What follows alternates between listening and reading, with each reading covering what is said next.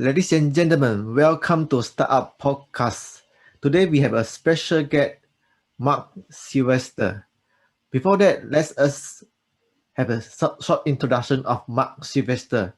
So he helped create the first social network for the tech conference, and Mark been on the leading edge of software development for more than 30 years. And more interesting is Mark focus on using strategy storytelling to help brands and organizers develop communication to powerfully connect them with audience. So today Mark's topic will be share with us how to use storytelling in professional application. So before that, Mark, could you introduce yourself again to the audience? Well, sure. Hi, Peter. I'm thrilled to be on your show and working with a fellow podcaster who's helping people get the most out of their business and share some of the wisdom I've learned over the years.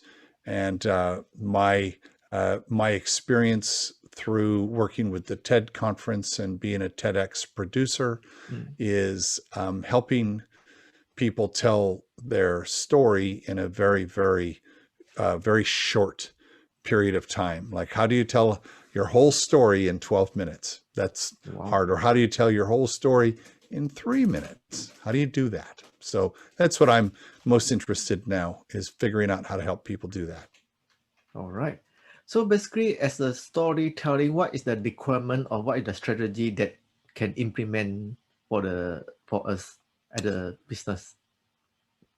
Well, I think there's probably three main things to think about. One is the strategy of the talk that you're going to give, right? So if you're going to be presenting to a group of business people or raising money, or you're all hands to your employees or to investors, most people don't sit and spend time understanding what is the goal they want from that talk. They just think, oh, I got to give a talk, and they just go give it. And they don't think about what the goal is. They don't think about the context of the conversation. What am I here for? And then they don't think about what is in it for the audience. By that I mean, if I'm giving a talk and I'm there because I want to raise money, there's something I want. Okay, fine. But spend the time to figure out what your audience wants and make sure your audience gets what they want before you get what you want. And that's all done at the very beginning to understand what the strategy is of your talk. The second part then is how are you going to use your time wisely? How are you going to, if you only have 5 minutes, sometimes when you're giving a venture pitch, you only have 5 minutes, yes. Or most of the time these days, you don't have a lot of time. So you think about, okay, I have 5 minutes. I'm going to start with a little story to kind of warm up my audience. That's maybe a minute and a half. So I have 3.5 minutes left. I have one point I want to make. I'm going to say what that point is, why that point is important, and what I need my audience to do. That's 5 minutes. That goes very quick, but you have to be extremely deliberate and strategic about how you use each minute. And I'll tell you why.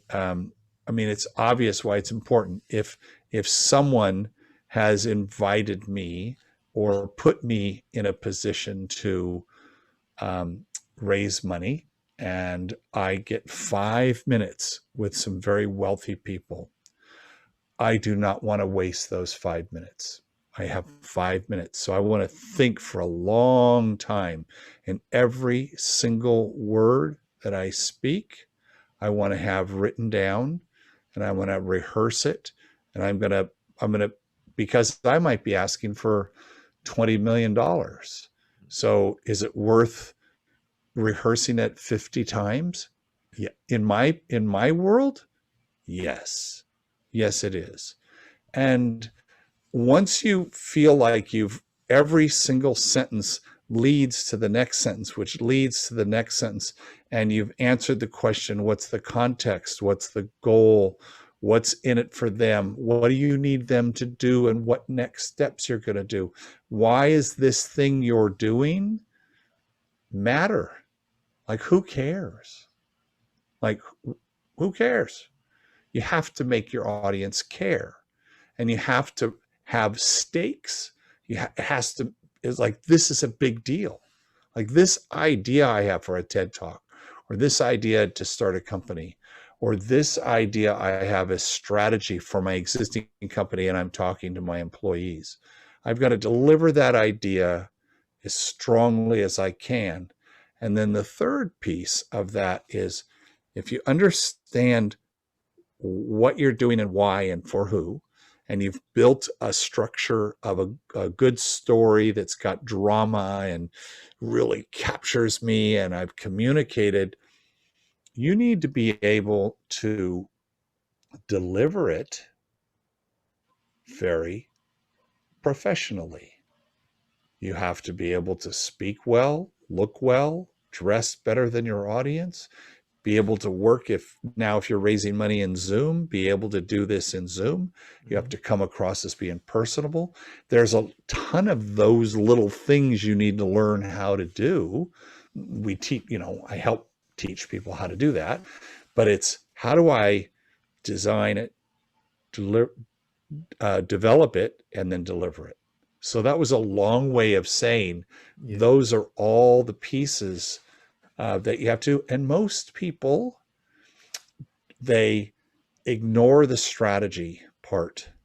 They just want to, I need to just go tell them this thing.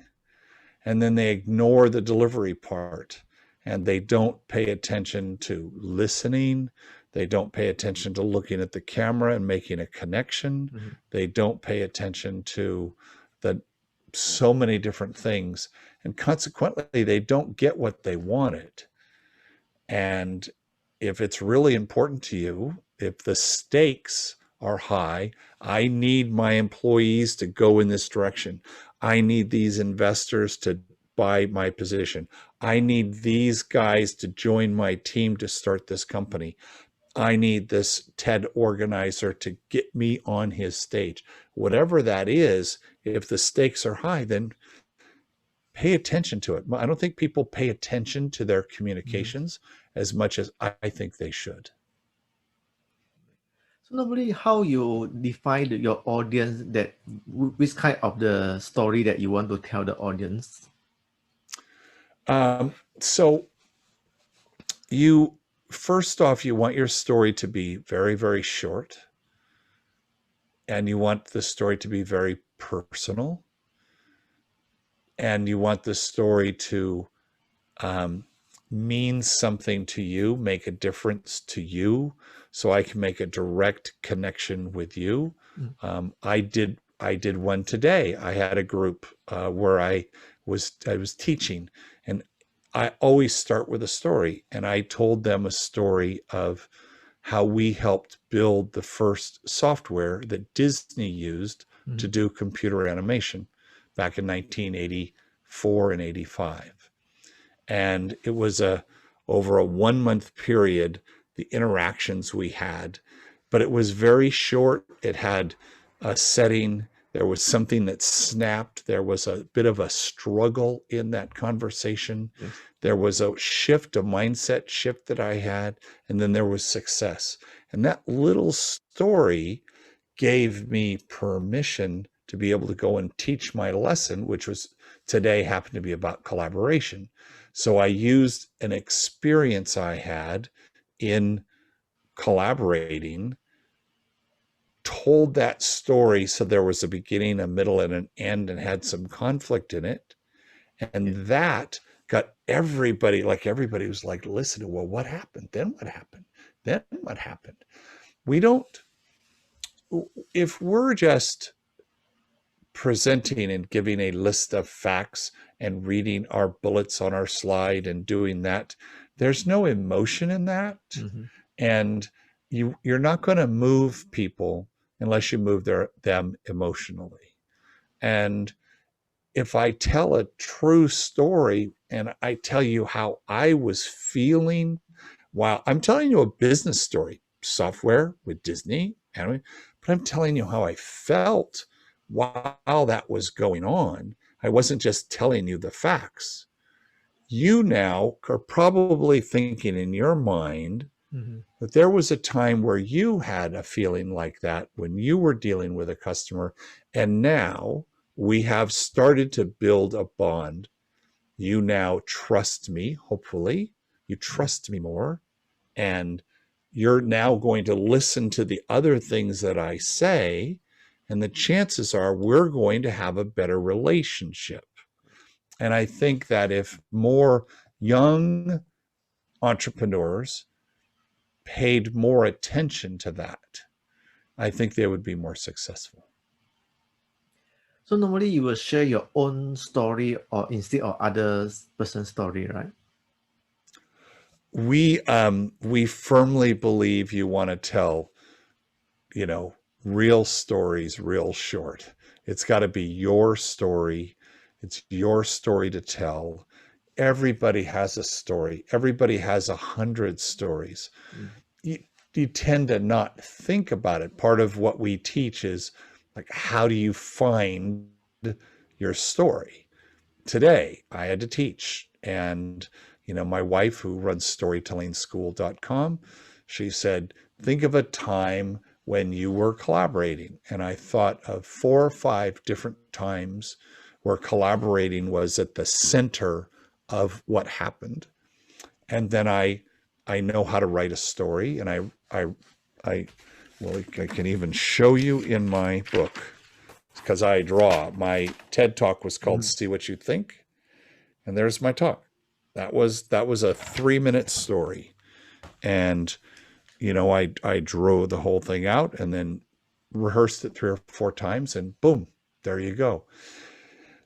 You always want to start with a story, and most people, I just know this from experience, Mhm. they feel like it's too much work.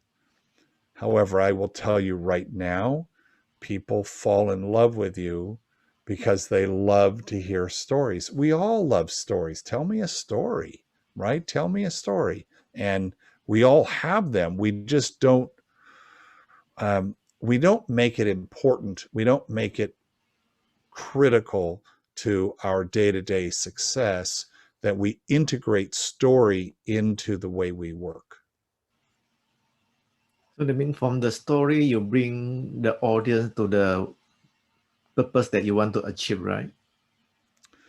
Yes, so if I'm talking to a group of people that I've never met before, they don't know who the heck I am.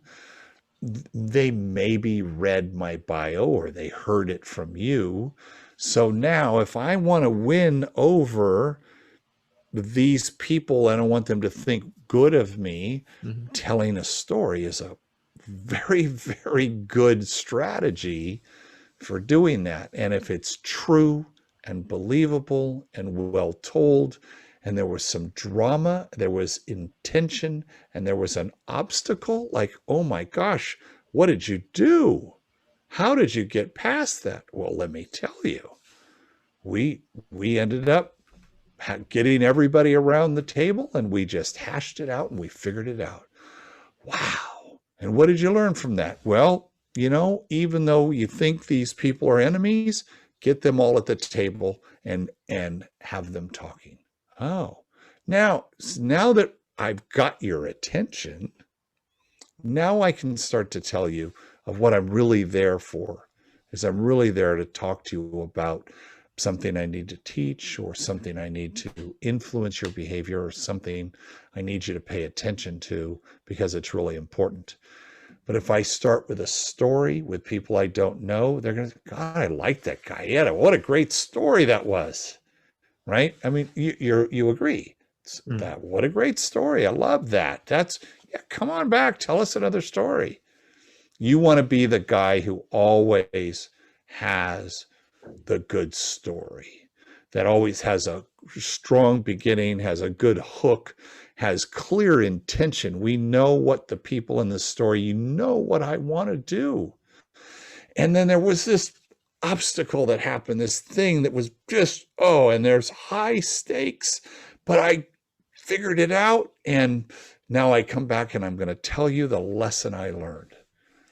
This is the way stories have been told for 4,000 years. This is nothing I invented. It's just that I think integrating it as a business person into how I work and how I show up and how I work with other people, I think it is as important a tool as any other tool that an entrepreneur needs to know. Okay, Tom, just how you mentioned about the hook, right? Normally, how to set the hook in order to get the attention from the audience? The hook is always the struggle. What was the challenge? What did you have to overcome? Like what? And the really good struggles are, they could be internal. I don't think I can do it. I just don't think I can do it. That's an internal struggle. Or an external struggle, God, we've completely run out of money, or the building burned down, or the shipment was going to be late. There's no way we're going to deliver this thing on time. This is like, we've been working for 3 years on this project. So now there's some stakes. Well, it's 3 years. This is, oh my gosh, what's going to happen? Then the thing was late and the customer's mad, and just like, you just keep, we call it stacking. Make it worse, make it worse, make it worse, and then resolve it. Then Bob had this great idea. Why don't we just call this other guy, this buddy of ours, and we'll get his supplies and we'll replace his stuff in 2 days. Oh, what a great idea. Let's go do that. And then everybody rushes to go do that. And guess what? We solved the customer's problem. But and this is how movies are done. There's a clear intention. I got to solve that customer's problem. And there's a very clear obstacle that we don't think they can get by. Because if it's an easy obstacle, well, who cares? I don't care. Okay, so what? So what? Make me care. Make me root for you. You're my hero in the story. Make me want you to win. Now I'm on your going. Come on, tell me you figured it out. You figured it out. Yay, you figured it out. Now, oh, great. Now everybody's on my side in the audience. So the next thing I say is, you guys, I really need your help, because I'm trying to start another company that's going to be as successful as that one. And I want you guys to come and be a part of it. Who's with me? Isn't that easier if you've done it right after a great story? You bet. So currently you still have your own company to train the entrepreneur, the organization to tell the story, right? Correct. Okay. So if they want to, my audience want to reach out to you, they can find your website or your email. You can find me on Google pretty easy at marksylvester.com. Very, very easy. I do, we met through podcasting. So I've been podcasting for about 5 years, and I help develop podcasts. It's a great way to tell stories for businesses that want to tell their story and control the story. Podcast is it's inexpensive. It's effective. You can do this. We're 8,000 miles away from one another. It doesn't matter. It feels like you're in the next room, which is fantastic. So I love all that. But sometimes people need help in figuring out, like, what is their story? A lot of times companies don't really know what the story is. I mean, what business are they really in? What problem are they really solving? Is there or was there a gap in the market that they saw and they solved in a unique way. And if they could just tell the story differently, they would be more successful. So we look for those kinds of projects, and we love those kind of projects. I see. So what is your, since the 2020 is almost end, so what is your next year planning for your personal or your company? Oh, well, great question. So we also have an investment fund.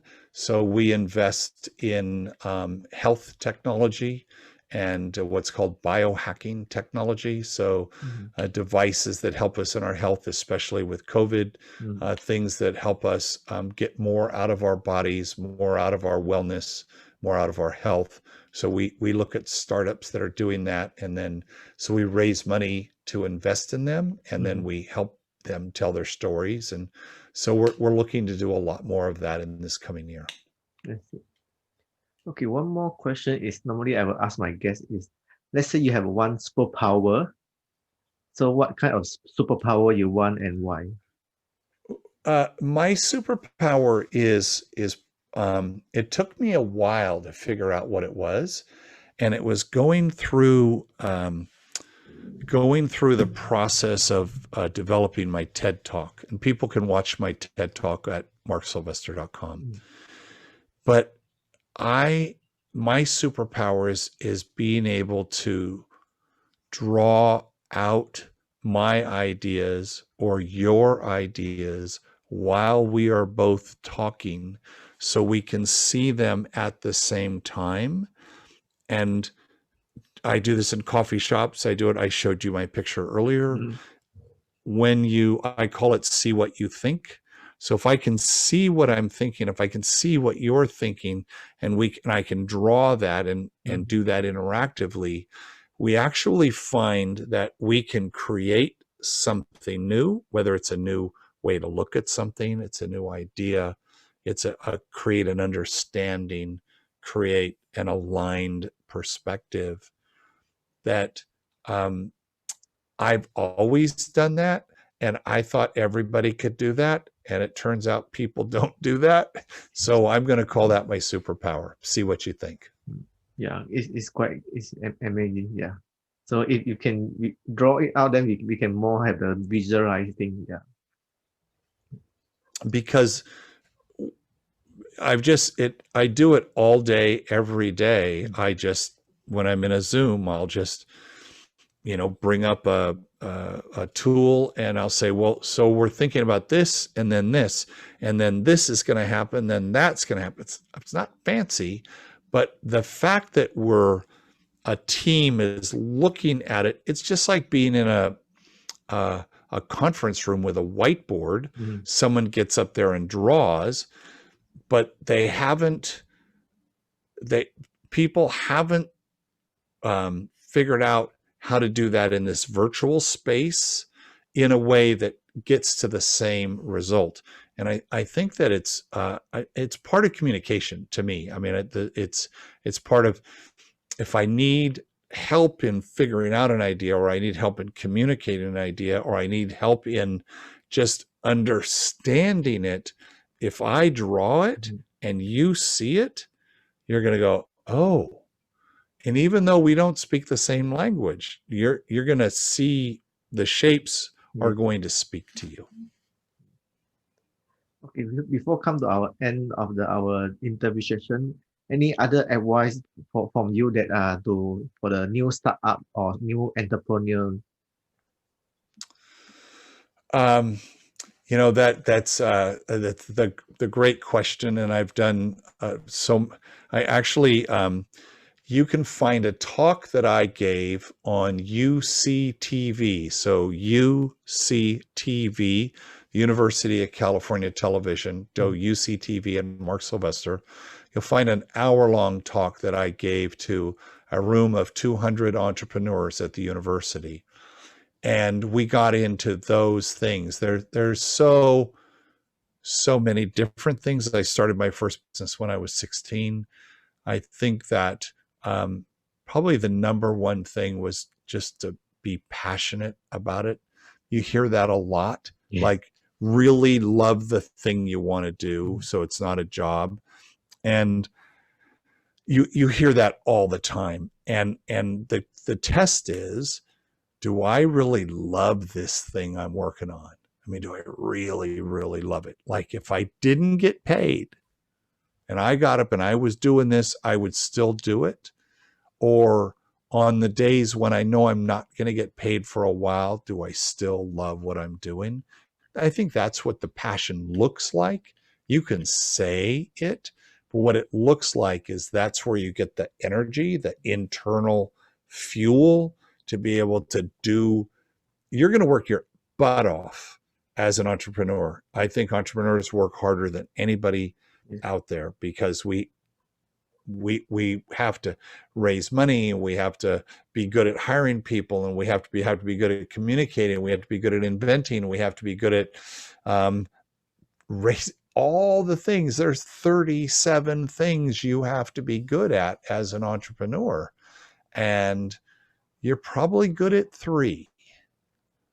So how are you going to get good at the other things, right? There's a great book, I think. There's a lot of great business books, but I look to the old masters. There's the book called How to Think Like Leonardo. And it's Michael Gelb looked at, how did Leonardo do as much as he did, Leonardo da Vinci. And the book is fantastic, and he breaks down exactly what those things are. And I read it early, and I've tried to think like Leonardo in the things that I do. And it's about being curious. It's about having a lot of different kinds of interests. So you learn things from a lot of different areas, being focused when you need to be focused. So that was a lot of advice, a long answer for you there, Peter. Yeah. All right. So thank you very much for your time for today, the interviews. So hope we can catch up again for the future. Well, good luck to you and your show, Peter. I know you're getting started here, so I hope you get a lot of really interesting guests, and that your audience keeps coming back and listening to your show. Thank you for having me on. Yeah. Thank you very much, Mark. Okay. Bye-bye. Okay.